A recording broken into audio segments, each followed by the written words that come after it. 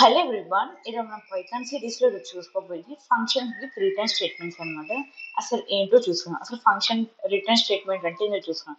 A return statement is used inside the function. So return statement అనేది inside the ఫంక్షన్లో use చేస్తాం.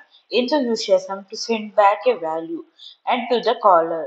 So ఒక ఫంక్షన్ని పిలిచినప్పుడు వాల్యూని పంపించడానికి, సెండ్ బ్యాక్ చేయడానికి రిటర్న్ స్టేట్మెంట్ అనేది యూజ్ చేస్తాం. It's exits the function and pass the result. So function అనేది ఎగ్జిట్ అయిపోయి రిజల్ట్ అనేది పాస్ అవుట్ అయ్యి మనకి రిజల్ట్ రూపంలో చూచింది. It is known as return statement అనమాట. ఆ రిటర్న్ స్టేట్మెంట్ అర్థమైంది కదా. A return statement is used inside a function, అదొక point. To send back the value to the caller, it exit the function and pass the result.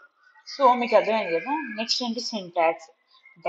Define function name. So మొత్తం code రాసిన తర్వాత, statements రాసిన తర్వాత return the value అంటే send back the value to the caller and final result execute అయ్యి మనకి exit అయిపోయింది అని అర్థం. నెక్స్ట్ ఏంటి? అసలు అర్థం చూస్తున్నాం. Why use return.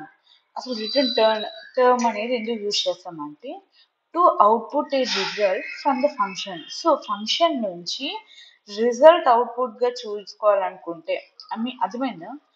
To output a result from the function output చూడాలి అంటే you can go for return function అనమాట. Return statement, sorry, to store the result for later use. So మనం లేటర్ యూజ్లో కూడా తర్వాత కూడా యూజ్ చేస్తాము అని అనుకుంటే వాల్యూని, సపోజ్ మనం ఇప్పుడు ఏమైనా కాలేజ్లో చేరినప్పుడు డేటా అంతా ఒక స్టోర్ అయ్యింది ఏంటి, అడ్మిషన్స్ టైంలో. తర్వాత ఆ డేటా మళ్ళీ యూజ్ చేస్తాం కదా. ఏంటి, ఉన్న స్టూడెంట్స్కి ఒక నెంబర్ అనేది ఎలికేట్ అయ్యింది. ఆ డేటాని, ఆ రిజల్ట్ని ఇంకోసారి యూజ్ చేసాం.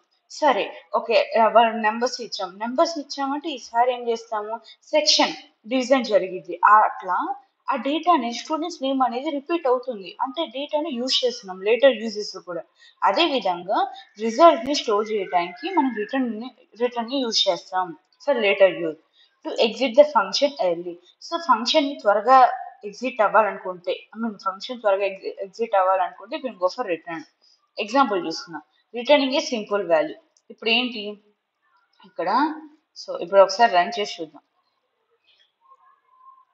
సో డిఫైన్ యాడ్ అనే ఫంక్షన్ తీసుకొని ఏ కామా బి ఇచ్చారు. Return a plus b result is equals to add of 5 commas, print sum of the result అండి.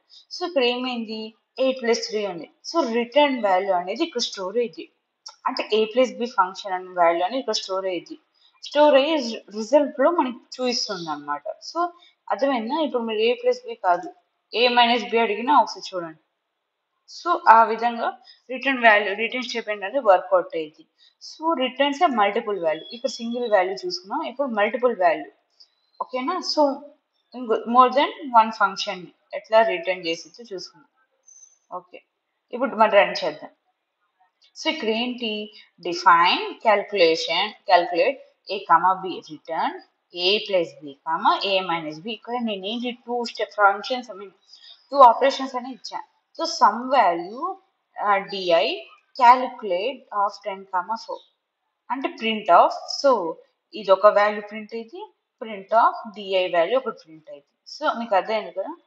సో ఈ విధంగా రిటర్న్ వాల్యూ అనేది వర్కౌట్ అయ్యింది. నెక్స్ట్ ఏంటి, రిటర్న్ బూలియన్.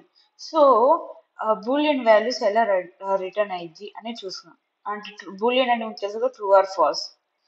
ఓకే, ఇప్పుడు డిఫైన్ ఈజ్ ఈవెన్ అని ఒకటి ఫంక్షన్ తీసుకొని నమ్ పంపించుకున్నాం. నమ్ రిటర్న్ నమ్ divisible by 2 is equals to 0.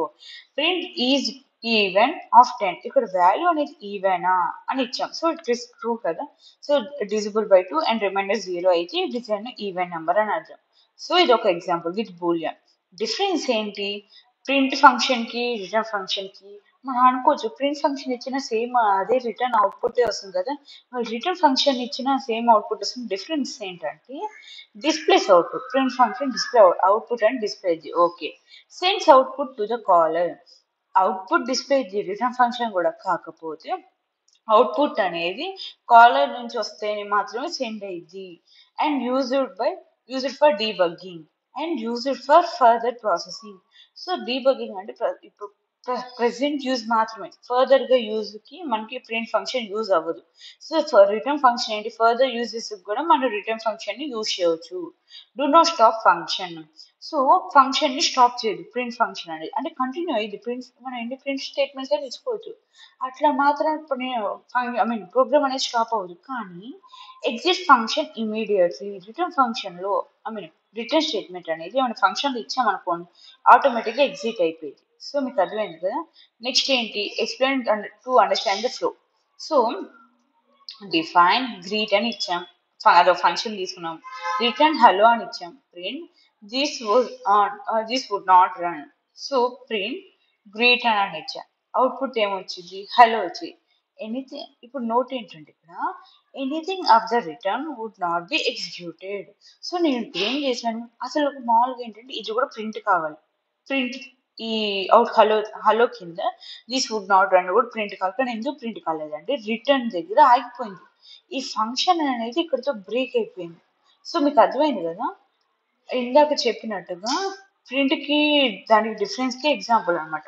చూసాను హలోనే ప్రింట్ అయింది, ఇది ఎందుకు ప్రింట్ కాదా. సో ఓకే, మీకు అది అర్థం కావటానికి ఇది కూడా ఓకే. ఇప్పుడు this would not run. So ఈ దీన్ని కాల్ చేసినాం కాబట్టి నన్ అని వచ్చింది. ఓకేనా. సో మీకు అర్థమైంది కదా, రిటర్న్ ఫంక్షన్ ఉంటే అక్కడితో ప్రోగ్రామ్ ఎండ్ అయిపోయింది, ఐ మీన్ ఫంక్షన్ అనేది ఎండ్ అయిపోయింది అని అర్థం. సో మీకు అర్థమైంది కదా. So this is about difference between return and print అనమాట. అండ్ యూజ్, అసలు రియల్ వరల్డ్ లో ఎక్కడ వాడతాం, return in result from calculation. So calculations లో ఫంక్షన్ అండ్ రిజల్ట్ అని చూస్తుంది. ఎలా చూస్తుంది, రిటర్నింగ్ ఫంక్షన్ ద్వారా. మీరు చూస్తే ఆ డేటాని యూజ్ చేసే తగ్గట్టే ఉంటుంది క్యాల్కులేషన్లో. And sending data from functions to main code. So డేటాని ఫంక్షన్స్ నుంచి మెయిన్ కోడ్ పంపించడానికి మనం రిటర్న్ వాల్యూ యూజ్ చేస్తాం. Returning the status flag uh true or ఫాల్స్ని ఆ సందర్భంలో కూడా యూజ్ చేస్తాం. ఓకేనా, మీకు అర్థమైంది కదా రిటర్నింగ్ స్టేట్మెంట్ అంటే.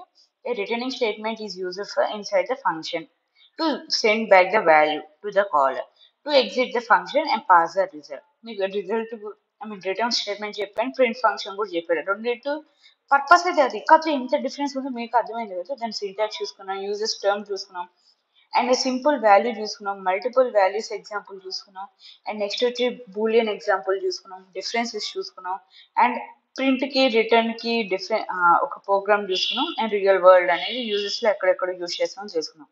మీకు అర్థమైంది కదా. Hope you like it. Thank you.